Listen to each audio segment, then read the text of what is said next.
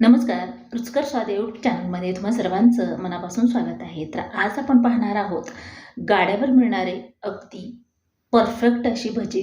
तर बघू शकता एकदम जाळीदार आणि मऊसूत ही भजी आहेत. वरून तर कुरकुरीत लागतात. पाऊस म्हटलं की सर्वांनाच ही गाड्यावरची भजी खूप आवडतात, पण तशाच प्रकारे झाली तर आवडतात. तर ही भजी करताना कुठली काळजी घ्यायची किंवा पीठ कशा प्रकारे मळायचं हे सर्व आज आपण पाहणार आहोत. ही भजी तेलात सोडल्याबरोबर वरती येतात, म्हणजे आपलं पीठ जे आहे ती परफेक्ट झालेलं आहे. हे कसं बनवायचं किंवा तर भजी कशी तळायची हे सर्व पाहणार आहोत. तर एवढं साहित्य घेतले. 10 ते 12 हिरवी मिरची, कोथिंबीर आणि 2 कांदे. आता कांद्याचं वरचं पोर्शन काढून घ्यायचं, त्याचं साल काढून घ्यायचं. तर कांद्याचं बऱ्यापैकी हा जे भाग आहे ते काढून घ्यायचा आहे. आणि शक्यतो ना पावसाळ्यामध्ये बघा अशा प्रकारे काजळी येते किंवा बुरशी येते. तर एक आवरण जे आहे ते कांद्याचं पूर्ण काढून टाकायचं आणि कांदे स्वच्छ धुवूनच घ्यायचे आहेत, असंच वापरायचं नाही. तर आता अशा प्रकारे मी कांदे स्वच्छ करून पुसून घेतलेले आहेत. आता कट करून घेऊया. कांदा कट करताना खूप असा बारीक करायचा नाही. भजीसाठी कांदा थोडंसं चौकोनी तुकडे असायला हवेत. आणि मी जसं कट करते तशा प्रकारे, म्हणजे खूप जर बारीक केलं ना तर एकदम जिरून गेल्यासारखा कांदा होतो तळेपर्यंत. त्यामुळे थोडेसे चौकोनी तुकडे व्हावेत अशा हिशोबाने हे कांदा आपल्याला कट करून घ्यायचा आहे.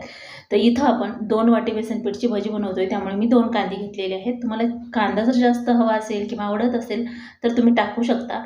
तर अशा प्रकारे हा कांदा आपण कट करून घेऊया. आता इथं हिरवी मिरची तुम्हाला किती आवडते त्याच्यानुसार घ्यायची आहे. तर मी इथं 5-6 हिरवी मिरची टाकणार आहे आणि 5-6 तळून घेणार आहोत. तर मधून असं उभा कट मारायचा आणि त्याच्यानंतर असं कट करून घ्यायचे, म्हणजे मोठी मोठी राहत नाही आणि तळल्यानंतर आणखीन बारीक होऊन ते आपल्याला जाणवत सुद्धा नाही खाताना. हे बघा एवढ्या मिरच्या मी ठेवल्या, त्याला उभं कट लावून परत आपण तळून घेणार आहोत. तर आता इथं बेसनपीठ घ्यायचं आहे. हे घरगुती बेसनपीठ आहे. भजी करायची म्हटलं तर एक तर हिरा बेसन किंवा घरगुती प्युअर बेसनच लागतं, म्हणजे भजी जी आहे ती चवीला छान होतात.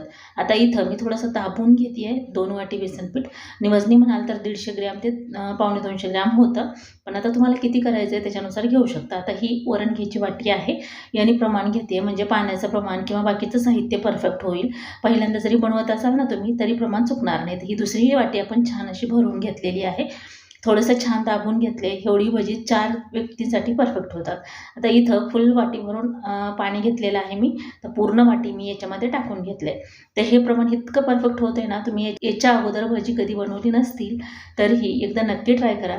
आणि आता पाऊस येतोय तेव्हा प्रत्येक घरामध्ये भजी होतातच, आणि भजी कोणाला आवडत असं नाही, सर्वांनाच ही भजी आवडतात. आता इथं पीठ फेटून घेताना बघा, जेव्हा आपण पहिल्यांदा फेटतो ना तेव्हा पिवळसर रंग आहे.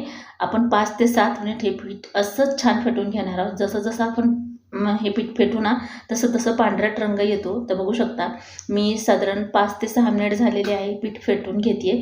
तर एकदम हलकं असं होतं हे पीठ. आणि हीच ट्रिक आहे जेणेकरून आपली भजी जी आहे ती तेलात सोडल्याबरोबर अशी पटकन वरती येतात, खाली चिकटून राहत नाही किंवा चपटे होत नाहीत.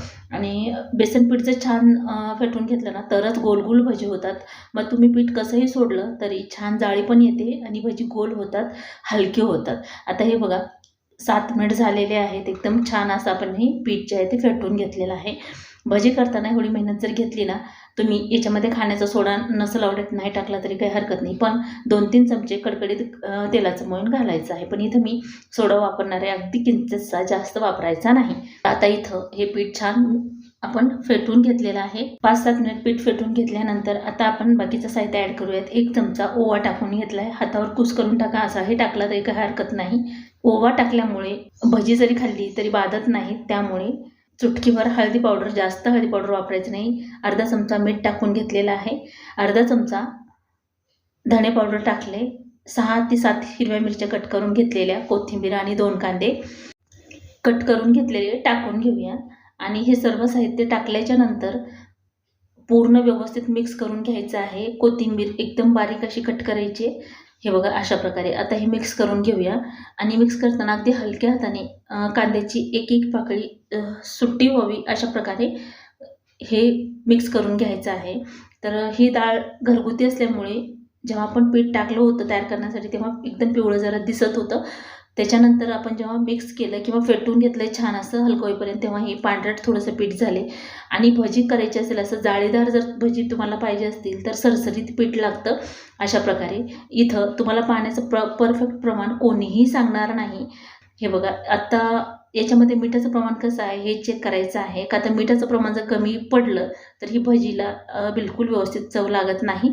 त्यामुळे मीठ परफेक्ट टाकायचं आहे. तर इथं आणखीन पाव चमचा मीठ आपण टाकून घेऊया. बरोबर पाव चमचा किंवा थोडंसं कमी, पण टाकल्यानंतर मिक्स केल्यानंतर परत हे चेक करायचं आहे. आता इथं पाव चमचाला थोडंसं कमी लाल तिखट टाकून घेतलेलं आहे. हिरवी मिरचीसुद्धा वापरली आहे, पण हिरवी मिरची पाहिजे तशी तिखट नसल्यामुळे मी थोडेसे ॲड केलेलं आहे. आता परत हे मिक्स करून घ्यायचं आहे. मिक्स करताना जाणीव होत असेल की हे पीठ कितपत सरसरीत आहे ते. जर का तुम्ही खूप गच्च असं पीठ केलं किंवा घट्ट केलं ना, तर भजीमध्ये असं गच्च होतात, भुसभुशीत होत नाहीत किंवा जाळीदार होत नाहीत. एवढं सरसरीत पीठ असेल ना तरच परफेक्ट परफेक्ट अशी भजी तयार होतात. आता हे पीठ तयार झाल्याच्या नंतर जर का तुम्हाला खाण्याचा सोडा आवडत नसेल तर तुम्ही तेलसुद्धा 2-3 चमचे इथं वापरू शकता, पण कडकडीत. आता इथं बघा 3 चुटकी खाण्याचा सोडा आपण इथं घेतलेला आहे. अगदी थोडासा खाण्याचा सोडा वापरायचा आहे. आणि जर का खाण्याचा सोडा तुम्ही भजी छान फुलतील म्हणून जास्त टाकला यापेक्षा, तर मध्ये असं लालसर भजी होतात आणि ती चवीला बिलकुल चांगली लागत नाही. त्यामुळे खाण्याचा सोडा टाकताना ना अगदी काळजीपूर्वक टाकायचं आहे. बिलकुल जास्त टाकू नका. का तर इथं आपण पीठ जे आहे ती छान फेटून घेतलं आहे किंवा मिक्स करून घेतलं आहे. त्यामुळे खाण्याच्या सोड्याची जास्त गरज पडत नाही. खाण्याचा सोडा टाकल्यानंतर एक ना एक असं खाण्याचा सोडा मिक्स होईल अशा प्रकारे मिक्स करून घ्यायचं आहे. आता इथं मी पीठ तयार करतानाच लो फ्लेमवर तेल गरम करण्यासाठी ठेवलं होतं. मीडियम गॅसवर किंवा हाय फ्लेमवर कधीही भजीचं तेल किंवा कुठल्याही तळणाचं तेल गरम करायचं नाही. आता इथं पीठ थोडंसं सोडून पाहिल्यानंतर बघू शकता अगदी अलगद असं ही पीठ टाकल्याबरोबर वरती आले, म्हणजे आपलं पीठ परफेक्ट झालेलं आहे. आणि हे अशा प्रकारे पीठ सरसरीत असेल ना तर एकदम जाळीदार भजी तयार होतात. तर बघू शकता आता प्रत्येक भजीमध्ये कांदा आणि हिरवी मिरची, कोथिंबीर गेली पाहिजे. ह्या हिशोबाने उचलून तेलामध्ये भजी सोडायची आहेत. आता आपण तेलात भजी सोडली की पटकन वरती येतात. हे बघा, मी इथं थोडंसं सावकाश दाखवते, का आता फास्ट केलं तर तुम्हाला लक्षात येत नाही किंवा येणार नाही. पहिल्यांदा जर करत असाल ना तर ह्या गोष्टी तुम्ही काळजीपूर्वक पाहिल्या तरच रेसिपी परफेक्ट होते आणि बिलकुल चुकत नाही, पहिल्यांदा जरी करत असाल तरी. तर पीठ सोडल्याबरोबर बघू शकता एकदम पटकन अशी भजी वरती येतात.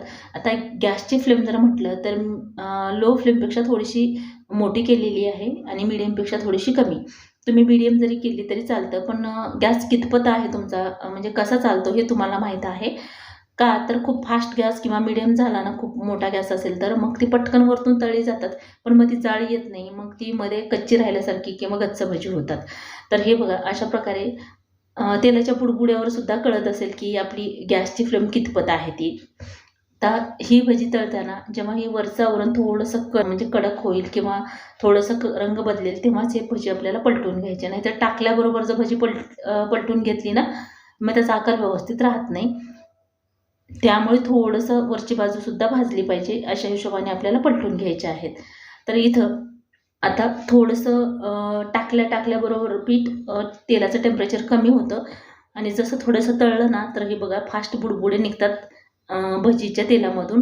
त्यामुळे गॅसची फ्लेम कमी जास्त बिलकुल करायची नाही, तेवढीच ठेवायची आहे. तर वरची बाजू बघा थोडीशी ही झाली, कडक झाली सारखी वाटली की पलटून घ्यायची आहेत. याचा रंग बघा किती सुरेख आणि मस्त दिसतोय आणि एकसुद्धा भजी अशी खालती राहिलेली नाही किंवा चिकटून बसलेली नाही. तर तुम्हाला हव्या त्या आकारामध्ये लहान मोठ्या बनवून घेऊ शकता. आणि इथं कढई थोडीशी लहान वापरायची, म्हणजे कमी तेलातसुद्धा आपण छान भजी तळून घेऊ शकतो. आता मोठी कढई घेतली ना तर पाव किलो तेलसुद्धा काहीच होत नाही तिथं आणि भजी खाली बुडाला तळाला चिकटून बसतात आणि अशी फुलल्या जात नाहीत. त्यामुळे अशी गोल आकाराची छोटीशी बाउलसारखी जी कढई असेल ना भजी किंवा गुलगुली तर तळण्यासाठी, तर कमी तेलातसुद्धा छान अशी आपले भजी गुलगुली तळून होतात. त्यामुळे छोटीशी कढई असेल तर तेलसुद्धा कमी वापरलं जातं आणि कमी वापरलेले तेल आपण भाजीला वगैरे टाकू शकतो. तर आता इथं आलटून पलटून आपल्याला ही भजी छान अशी तळून घ्यायची आहेत. आणि जर का तुम्हाला वाटलंच की आता ही भजी फुलली आहेत आणि परत गॅस वाढवावा, तर असं न करता छान भजी जर करायची असेल तर जास्तीत जास्त तुम्ही मीडियम गॅस करू शकता, त्यापेक्षा मोठा बिलकुल करायचा नाही. त्याचा रंग बघा एकदम नॅचरली आणि अगदी सुरेख अशी ही भजी चवीलासुद्धा तितकीच भन्नाट लागतात. बिलकुल जास्तीचं साहित्य न टाकता आहे त्या साहित्यामध्ये पण परफेक्ट अशी ही भजी तयार होतात आणि विशेष म्हणजे बिलकुल तेलकट होत नाहीत. तेलातून बाहेर काढल्याबरोबर ही भजी अगदी कोरडी होतात. नाही तर बऱ्याच वेळा काय होतं, आपण पीठ मळताना काळजी घेत नाही आणि नंतर तेलकट भजी होतात किंवा खाताना मग ती घशामध्ये अशा वातावरणामध्ये खिचखिच करतं किंवा कोणाला त्रास असेल सर्दी खोकल्याचा, तर ही सर्दी खोकला जरी झाला आणि तुम्ही ही भजी खाल्ली ना, तोंडाला नक्कीच चव येणार. बिलकुल असं तेलकटपणा ह्याच्यात राहत नाही त्यामुळे.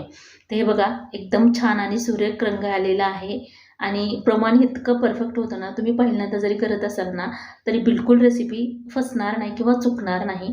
बघा आता तेलातून काढल्याबरोबर लगेचच कोरडी भजी होतात आणि तुम्ही म्हणाल की आता तेलातून बाहेर काढायचे म्हणजे थोडासा मोठा गॅस करावा. तर मीडियम जरी केला ना, तर तेलातून बाहेर काढल्याबरोबर ही भजी कोरडे होतात, त्यामुळे तेलकट होणार नाहीत हे मात्र नक्की. तर बघू शकता मी थोडंसं सावकाश दाखवते तुम्हाला. थोडासा व्हिडिओ मोठा झाला तरी चालेल, पण पहिल्यांदा करताना तुम्हाला बिलकुल त्रास होणार नाही. तर बघू शकता किती सुरेख आणि मस्त ही भजी दिसतात. ते वाटणार नाहीत की आपण ही घरी बनवलेत, इतके मस्त होतात आणि जे गाड्यावर भेटतात ना त्यापेक्षा सुद्धा चवीला भन्नाट असे होतात. तर ही पहिली बॅच लगेच ताटात टाकून घेतली मी. अगदी गरम आहेत. हे बघा वाफा निघतात त्यामधून आणि मध्ये बघा एकदम जाळी छान आलेली आहे आणि एकदम भुसभुशीत अशी भजी होतात. आता दुसरी बॅच पण आपण लगेच टाकून घेऊया. तर पहिली बॅच काढून घेतल्यानंतर तेलाचं टेम्परेचर थोडंसं वाढतं आणि भजी टाकल्याबरोबर परत ते तेलाचं टेम्परेचर बरोबर होतं, त्यामुळे कमी जास्त गॅस बिलकुल करायचा नाही. तर बघा जसं पहिल्यांदा आपण टाकले नाही भजी तेव्हा जशी वरती आली तशाच प्रकारे हेही भजी वरती येतात आणि तेल बऱ्यापैकी व्यवस्थित आहे, त्यामुळे कमी जास्त गॅस जे आहे ते बिलकुल करायचं नाही. तर अशाच प्रकारे हेही भजी आपण सोडून घेऊया. तर इथे मी थोडेसे मोठी भजी बनवलेली आहेत. तुम्हाला हवं असतील तर तुमच्या आवडीनुसार बनवू शकता. तर हेही भजी बघा एकदम सुरेख आणि मस्त असे रंगावर छान असे तळून घ्यायचे आहेत. तर दुसरी ही बॅच बघा एकदम कोरडी किंवा सगळीच भजी एकदम परफेक्ट अशी होतात.